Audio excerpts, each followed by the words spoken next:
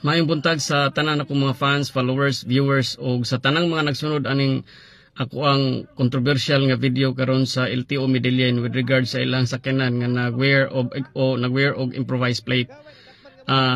This is my final statement. I want you to listen to this and I hope you will share this video sa social media so that this message will be received accordingly in the public. First and foremost, I was there yesterday sa Brigada with Attorney Jorel to air my side what is really happening with this incident in LTO Medellin. And then, kung inyong tanawon ang panghitabo, ug inyong i-review, makita ninyo tanan dito sa Brigada News FM Cebu 90.7 ang ako ang side dito. O mao ni siya ang explanation coming from the Chief Operations from LTO Region 7. And I want you to be clear on this, no, para masabtan ni nga matter sa tanan sa publiko. First, ang Chief Operations sa LTO Region 7 is he clarified with this issue. Ingon siya, wearing an improvised plate sa mga government agency is legal as long as you have issued an authorization, no? So ug na kay authorization later coming from the LTO, then that is legal. No problem with improvised plate. Second, ang ilang explanation is kanang ilang sakyanan nga nagtangag og improvised plate, which is akong gi-live Friday dito sa LTO Medellin. All my question is being answered and I was that is accepted, no? So ang ako alang na I was very surprised nga we shared the same sentiments, the public and the LTO personnel. Ingon ang Chief Operations sa LTO nga kay ingon si Attorney Brigada Jorel nga pwede ba dili pwede ta maka-request og bag-ong plaka. Kay ingon sila naadyo na siya plaka but nawala tungod sa baha, no? Naka-experience og baha ang sakyanan, so nawala daw ang plaka. So let's say granted, accepted, no, kay matagak man gyud ng plaka ug kanang labi na gyud og malata nang scene anak kay scene man na siya, so ug malata na siya makanang kuha na siya, so nagi possibility nga you will lost your plate with that kind of incident. So in my side that is accepted. And then ingon ang Chief Operations dito sa Region 7 LTO Region 7, ingon siya nga nangayo sila request for the new plaka para sa ilang sakyanan, but sad to say nga until now wala pa daw moabot, no? So in that kind of reasoning, no, mga higala, that is accepted. So we share the same sentiments, the public and the LTO personnel. Ang ako magong nahibawan ningon ani mga higala, akong nahibawan, as far as I know, I do not know if this information is true and correct, no, but I will not certify this as a true and correct. This is what I've heard. There were two contractors sa LTO nga mag-provide sa plaka. The LTO Region 7 is not the one to provide sa plaka, no? Naay contractors para pagbuhat sa plaka, and then these contractors will provide the plaka para sa public. And sad to say nga they have legal disputes because there were two contractors being approved by the LTO, and then they file legal issues. So kinsay mo kupot sa kanang kuan, kinsay na ikatungod pag-produce og mga plaka sa Pilipinas. So mao na siya kung nahibaw-an. So ingon ani siya, mao ni siya kanang nahitabo gyud. Ingon ani siya, sa akong mga kahigalaan diha, to all the viewers, to all the public, I was very offended with this kind of incident, no, and I was afraid for my own safety. Kay daghan na kayo mag-comment diha nga mag-amping kuno ko para sa kong seguridad, no? Daghan na gyud kay nag-comment, and I do not know ug asa na kinsa ng mga tawhanang nag-comment diha. Even though dili ko makatreat ana as a threat para sa kong life, but na-threaten gihapon ko sa ako ang personal nga pangunahon na tungod kay daghan na gyud kayong nagsig-comment na ko diha nga mag-amping ko sa kong kinabuhi. This kind of incident is a serious legal issues sa ato ang public. And all I want is to let the public know what is really happening to this country. And then it is all our rights, no, with all preservation sa atong knowledge. We are not all educated, especially sa laws and regulations sa atong nasod, because we are not expert. No, we are not expert. But we need to know. No, we need to know some legal impediments kung sa'y mahitabo sa atua kung dili ta makahibalo, dili ta masayod sa mga issue sa atong katilingban. But I was very offended sa nahitabo. Nga naman, you treat this issue as a kind of, or as a circus of publicity. No, to all netizens, I want you to know, I do not want to gain any publicity coming from the public. No, wala ko intensyon nga musikat pag-ayo ko as a vlogger or unsa pa man sa kong kaugalingon. I can live my life without this. No, I can sustain the needs of my family with my own hard work. No? But mao na siya yung ani ba nga nasakitan ko sa kong kaugalingon sa mga nanggawas diha sa mga komento because you put a label on this issue. Especially you are putting a label for a good side and the bad side. And worst, ang pinaka-worst diha nga nahitabo is you are putting a label katong LTO personnel nga nagtuok sa kuha. And this is my explanation. Listen to this. I know that that LTO personnel was carried away with his emotions, with his feelings sa akong gibuhat dito nga nag-live video ko dito sa kanang kuan because that is a very important matter. No, so ingon ana. And I fully recognize sa iyang nahimo sa kuha nga moto yang nahimo sa kuha.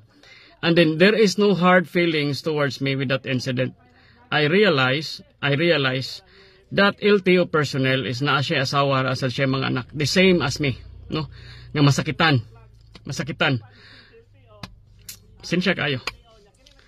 Ang akong asawa nasakitan na sa yung naning nahitabo sa kuha. And then they're all affected, my sons and daughters, tungod ani sa nahitabo.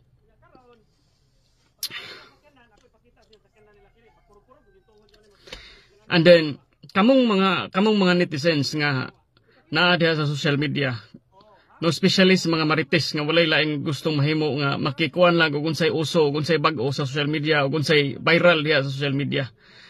No, ingon ana ba? This is the time to educate ourselves. Let us grow as a Filipino citizen.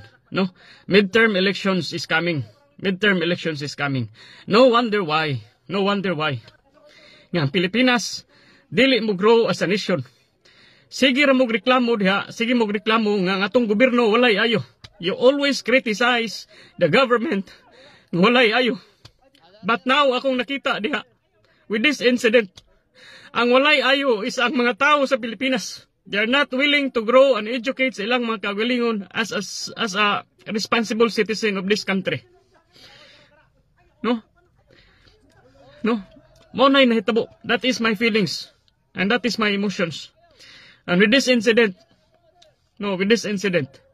nakaingon ko, as a country, bisag kinsa pa'y presidente nga mulingkod diha sa Malacañang, bisag kinsa pa'y mayor mulingkod, bisag kinsa pa'y congressman, bisag kinsa pa, as a country as a whole, we need a Filipino citizen who is responsible enough para sa ilang kaugalingon and who is knowledgeable enough for their own safety and their own education with regards to law.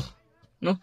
So kamong mga netizens diha, inyong ipambuhatan og memes na diha mga video diha, putting a light for the bad side, for the bad person and the good person. I am not saying I am the good person here. We are all victim, and that LTO personnel is a victim also for arising his emotions with that incident, for reacting in accordance sa iyang feelings and emotions. And I cannot blame him. For what he did.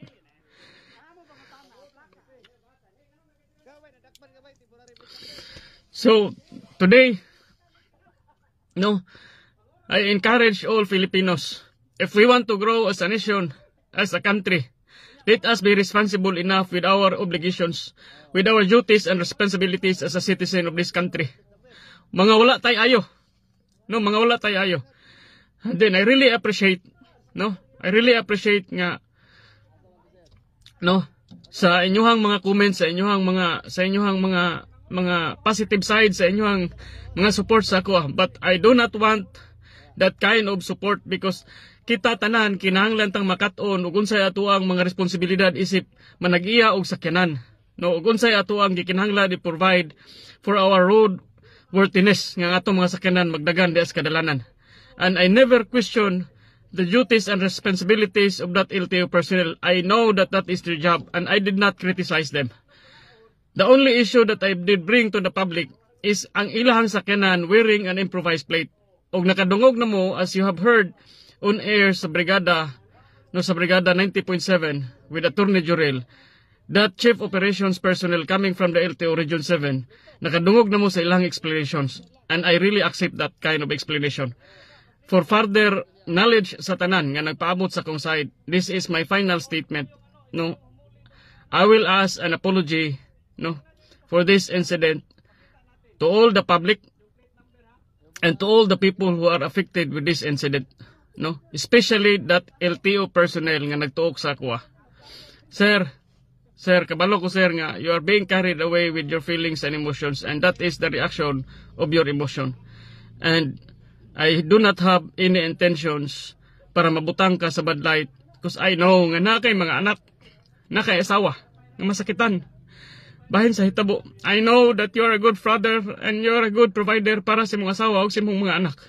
I am deeply sorry for this incident that happened between you and me. Kabalo ko nga na-trigger ka sa akong pag-live dito sa LTO Medellin. So, I want to ask an apology. And I will ask also an apology for your wife and for your children or if you have grandchildren.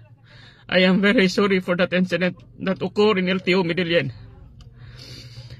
And to all netizens, I hope nga you will stop and treat this as a public circus of publicity. This is not a circus of public publicity. This is very important matters for us all to know. The legal impediments nga itong atubangon kung naatay mga sakyanan ug naatay mga motor ug na magdagan ta sa kadalanan.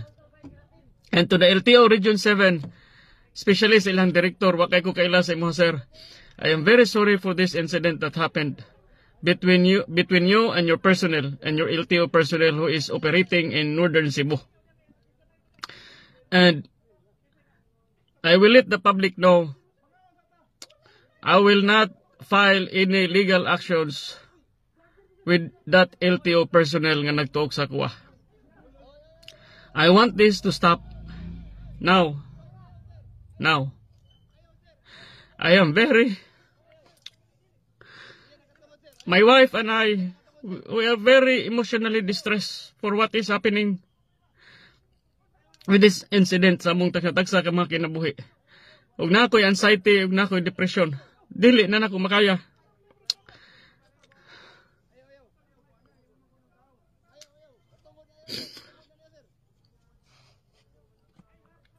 So I will look forward for the safety and the welfare of my children and my wife and for myself, no, to Attorney Jurel sa Brigada. Sorry kay Attorney, I will not pursue this.